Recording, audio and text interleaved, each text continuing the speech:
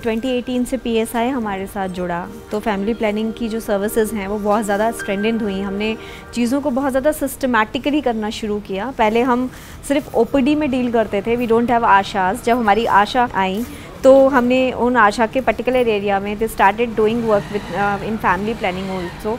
Family planning के काम होने लगे। We started with 2x2 data. हमने एक 2x2 डेटा कलेक्ट करना शुरू कर दिया, जिसमें हमारे एलिजिबल कपल्स जो हैं वो कितने हैं, और हर आशा के एरिया से हम 2x2 जो है आशा हमें वो अपना डेटा देती थी, और जो मंथली मीटिंग होती थी उसमें हम उस पर रिव्यू करते थे।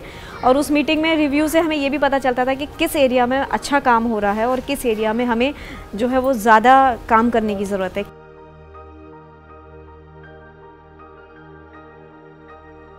जब ओपीडी सर्विसेज स्टार्ट हुई तो slowly and gradually we started with ICD and Antara also. जब लोगों में ये कॉन्फिडेंस आ गया कि नहीं अब हम सेफ़ हैं, वो जब हम उस दौर से निकल गए तो हमें लगा कि अब हम आगे आने वाली किसी भी चीज़ के लिए रेडी हैं, क्योंकि हमें बहुत सारी चीज़ें इससे सीखने को मिली कि during any emergency, during any problem, कि हम अपनी एटलीस्ट फैमिली प्लानिंग की सर्विसेज को कैसे लोगों तक पहुंचा सकते हैं।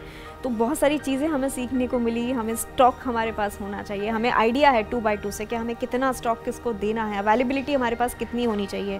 प्रीवियसली हमें अवेलेबिलिटी का आइडिया नहीं रहता था, डिस्ट्रीब्यूशन जितना हो गया उस हिसाब से, बट अब हमें जो है वो एक कंसाइज आइडिया हमारे पास रहता है कि हमें कितना जो है वो अब कितनी अवेलेबिलिटी करानी है स्टॉक की, किन किन लोगों तक सर्विसेज पहुँचानी है, कौन हमारे नॉन यूज़र्स हैं जिनको यूज़र्स में कन्वर्ट करना है।